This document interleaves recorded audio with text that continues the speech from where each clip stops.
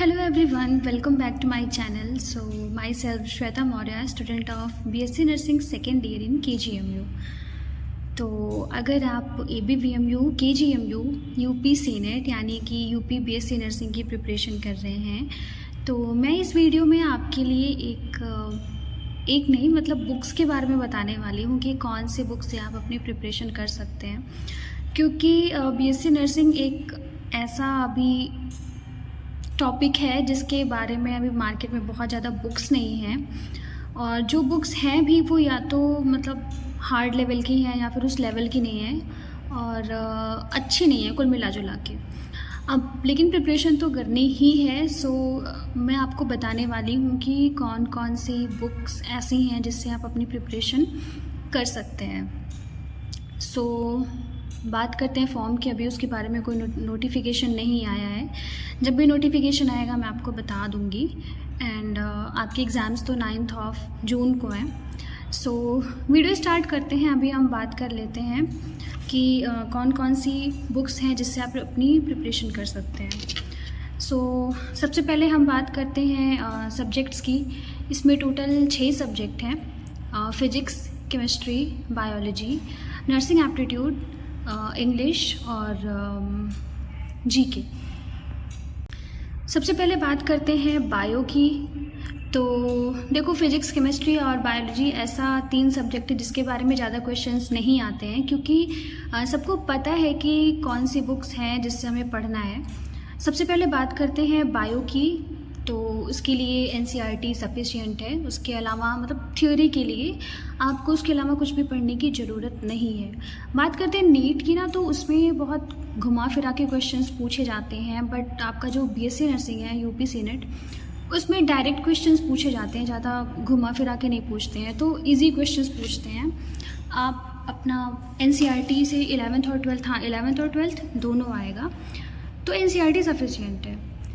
Chemistry की बात करते हैं तो उसके लिए भी एनसीईआरटी सफिशिएंट है, एंड बीच बीच में जो क्वेश्चंस दिए गए हैं आप उसको सॉल्व करते रहिए। देन बात करते हैं फिजिक्स की। अगेन फिजिक्स के लिए भी अगर बीएससी नर्सिंग की प्रिपरेशन कर रहे हैं तो एनसीईआरटी सफिशिएंट है। तो इन 3 सब्जेक्ट्स ऐसे हैं जिसके लिए एनसीईआरटी सफिशिएंट है, एंड आप थियरी के लिए उसके अलावा और किसी भी बुक को प्रेफर मत करिए, 3 बुक से ही अपनी प्रिपरेशन करिए। नेक्स्ट हम बात कर लेते हैं इंग्लिश ग्रामर की। तो ग्रामर के लिए देखो, 11th और 12th में जो भी आपने बुक पढ़ी है ग्रामर की, उसको आप प्रेफर कर सकते हो। लाइक ग्रामर तो मतलब ठीक है, वो सब तो कॉमन है, सब में सेम ही आता है।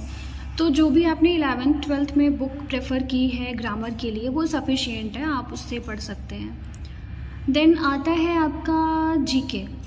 तो जीके में आपको पढ़ना है, लुसेंट की बुक पढ़नी है। लुसेंट की बुक बहुत अच्छी है और सिलेबस भी है उसका बीएससी नर्सिंग के लिए, तो आप उसको प्रेफर करिए। और हाँ वो ठीक है, और कहीं भी आपको जाने की ज़रूरत नहीं है।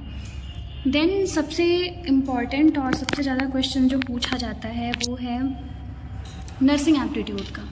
देखो, नर्सिंग एप्टीट्यूड एक ऐसा सब्जेक्ट है जिसकी अभी मार्केट में कोई भी बुक नहीं है ऐसे थ्योरी की जिससे आप अच्छे से पढ़ सको और अपना एग्ज़ाम क्लियर करो। तो मार्केट में अभी कोई भी बुक नहीं है। तो सबसे ज़्यादा क्वेश्चन ना नर्सिंग एप्टीट्यूड के लिए ही आता है कि हम नर्सिंग एप्टीट्यूड की प्रिपरेशन कहाँ से करें, कैसे करें, क्वेश्चंस कहाँ से प्रैक्टिस करें। तो नर्सिंग एप्टीट्यूड के लिए देखो, जब मैंने प्रिपरेशन की थी तो मैंने तो यूट्यूब चैनल से प्रिपरेशन की थी। मेरे पास भी उस समय कोई बुक नहीं थी कि मैं कहाँ से पढूं। सो मैंने यूट्यूब चैनल से ही पढ़ाई की थी। 2-3 चैनल थे, मैं आपको बता दे रही हूँ कि हाँ, पहला था सीट इन नीट करके एक चैनल है, काफ़ी अच्छा चैनल था, मुझे बहुत ज़्यादा हेल्प हुई थी इससे। और सेकेंड चैनल था वो बेसिक्स फॉर ऑल करके था ये। तो इन 2 चैनल से मैंने नर्सिंग एप्टीट्यूड की अपनी प्रिपरेशन की थी। ये दोनों चैनल्स ही बहुत अच्छे थे और बहुत हेल्प की इन्होंने मेरी नर्सिंग एप्टीट्यूड की प्रिपरेशन में। तो आप भी नर्सिंग एप्टीट्यूड की प्रिपरेशन के लिए 2 चैनल को प्रेफर कर सकते हैं, बहुत अच्छे चैनल्स हैं।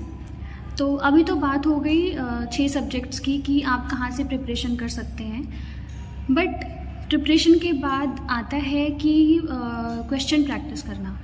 देखो, सिर्फ थियोरी पढ़ने से कुछ नहीं होता है, आपको पता भी नहीं चलेगा कि आपका कितना तैयार है कितना नहीं, जब तक आप क्वेश्चंस प्रैक्टिस नहीं करते, जब तक आप previous year question MCQ solve नहीं करते। आप जब क्वेश्चन प्रैक्टिस करते हो, आपके जो क्वेश्चन सही होते हैं गलत होते हैं, उससे आपको आइडिया मिलता है कि आपकी प्रिपरेशन किस लेवल तक की है। तो ज़रूरी ये है कि आप अपनी जो थियोरी है उसको पढ़िए एंड उसके बाद आप क्वेश्चंस प्रैक्टिस करिए। क्वेश्चन प्रैक्टिस के लिए अगेन आपको मैं बुक्स बता दूं तो सबसे पहले तो एक है NCERT फिंगर टिप्स करके बुक आती है, जिसमें NCERT लेवल के क्वेश्चंस हैं और इसमें फिजिक्स, केमिस्ट्री और बायोलॉजी, आपको सिर्फ इसमें 3 सब्जेक्ट मिलेगा। तो 3 सब्जेक्ट के लिए आप NCERT फिंगर टिप्स प्रेफर कर सकते हैं।